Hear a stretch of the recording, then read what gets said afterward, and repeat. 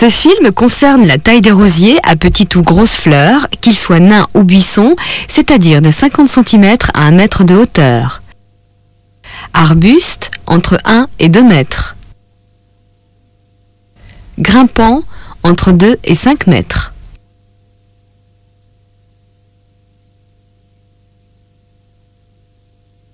Rappelons qu'un rosier non remontant a une floraison abondante et spectaculaire en été.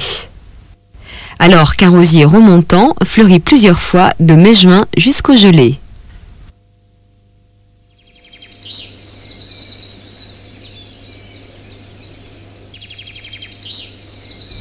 La taille de tous les rosiers s'effectue au début du mois de mars, c'est-à-dire après les gros froids. La seule exception concerne la taille des rosiers grimpants non remontants qui doit être entreprise en septembre. La taille des rosiers, arbustes, miniatures, tiges et pleureurs sera évoquée à la fin de ce film.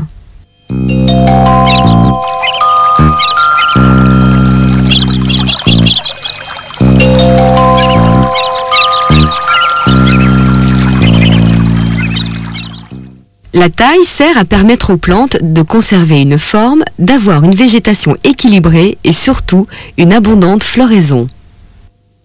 Un rosier non taillé monte, prend n'importe quelle forme et ne produit plus que quelques fleurs au bout de ses branches. La taille consiste à raccourcir les plantes pour avoir une plus belle floraison.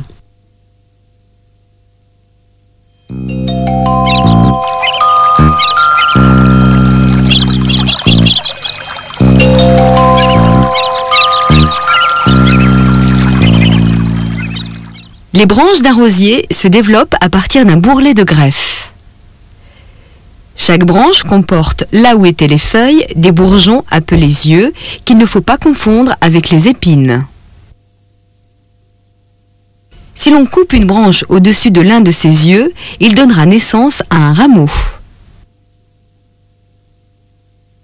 Les rosiers fleurissent sur le bois de l'année, c'est-à-dire sur ces rameaux qui vont pousser à partir d'avril jusqu'à la floraison.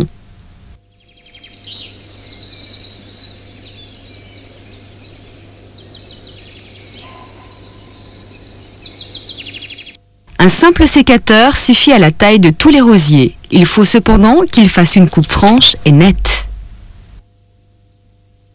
Pour utiliser correctement ce sécateur, placez sa contre-lame contre le rameau à la hauteur à laquelle vous souhaitez le couper.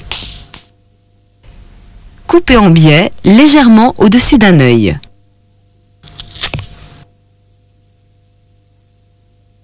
La pente du biais doit être opposée à l'œil afin que l'eau de pluie ne coule pas sur l'œil.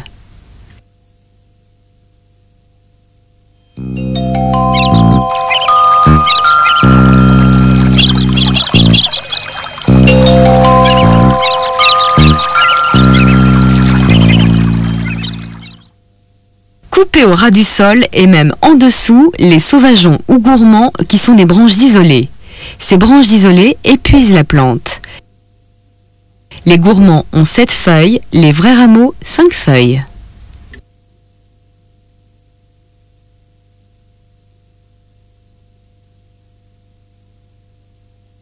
En fin de floraison, c'est-à-dire à l'automne, rabattre toutes les branches du rosier à environ 30 cm du sol. C'est la taille de propreté destinée à faciliter le bêchage d'hiver. Ne pas les rabattre plus pour éviter que le rosier ne souffre en cas d'hiver très rigoureux. Recouvrir le bourrelet de greffe d'une petite butte de terre pour le protéger lui aussi du froid. La taille proprement dite n'est effectuée qu'au début du mois de mars.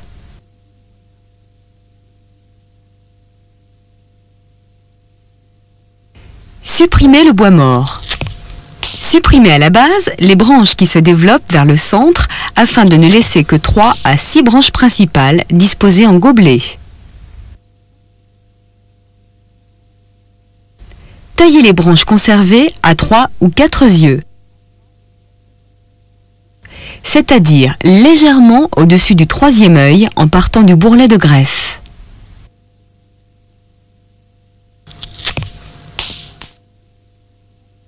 Coupez de préférence au-dessus d'un œil tourné vers l'extérieur du rosier afin de faciliter son évasement. Attention, les rosiers très vigoureux peuvent être coupés à 5 et même à 6 yeux pour éviter qu'ils ne deviennent trop hauts. En effet, plus la coupe est courte, plus le rosier repart vigoureusement. Il faut donc couper un peu plus long les rosiers très vigoureux et un peu plus courts les moins vigoureux.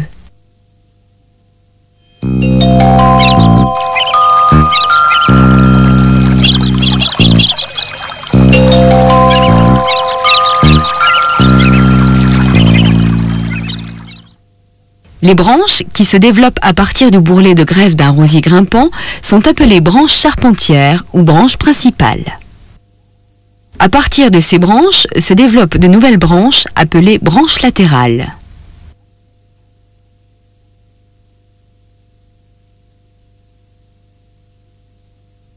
Supprimez tous les bois morts et coupez les sauvageons ou gourmands.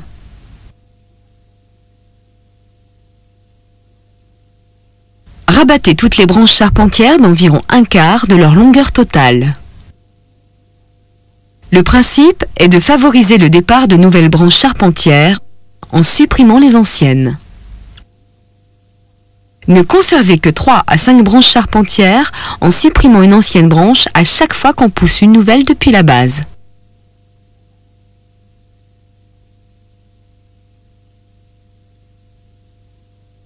Sur chaque branche latérale qui part des branches charpentières apparaissent les yeux. Coupez chaque branche latérale légèrement au-dessus du troisième œil à partir de sa base. Coupez les rosiers très vigoureux à 5 et même à 6 yeux.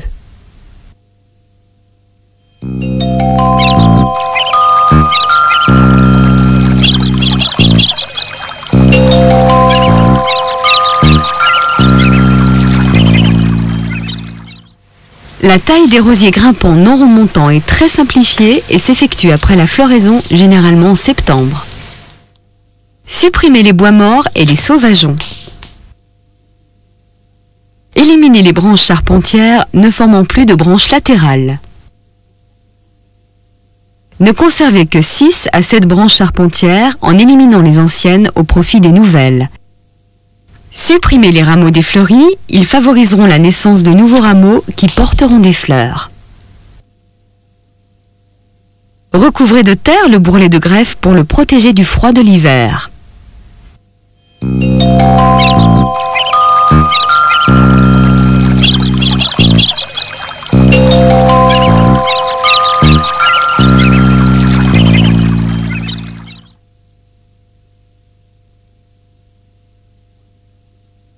En hiver, rabattre les branches entre 60 et 80 cm du sol.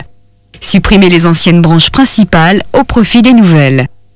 Taillez les branches envahissantes des rosiers plantés en haie.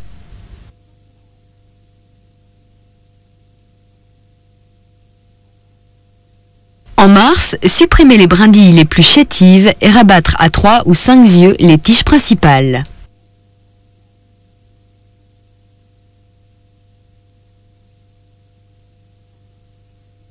En mars, suivre les mêmes principes que ceux de la taille des rosiers buissons en comptant les yeux à partir du point de greffe situé en haut de la tige.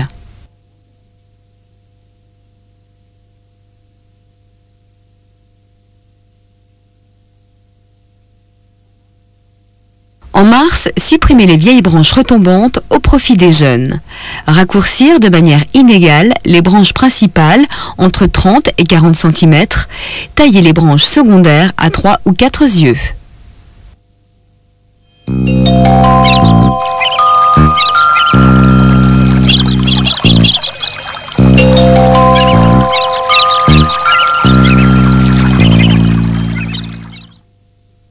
Ne jamais arroser le feuillage pour ne pas favoriser le développement des maladies. Ne jamais oublier qu'un binage remplace 2 arrosages. En effet, la terre aérée est beaucoup plus perméable à l'humidité. Certains jardiniers conseillent d'utiliser des gants lors de la manipulation des rosiers. Les sauvageons ou gourmands doivent être supprimés rapidement et à n'importe quel moment car ils pompent inutilement la sève et épuisent l'ensemble de la plante. Utilisez les engrais N, P, K et magnésie. N représente l'azote pour une meilleure croissance. Son pourcentage doit être assez faible dans la formule. P représente l'acide phosphorique indispensable à la solidité des tiges et à la protection contre le froid et les maladies. De plus, il stimule la floraison.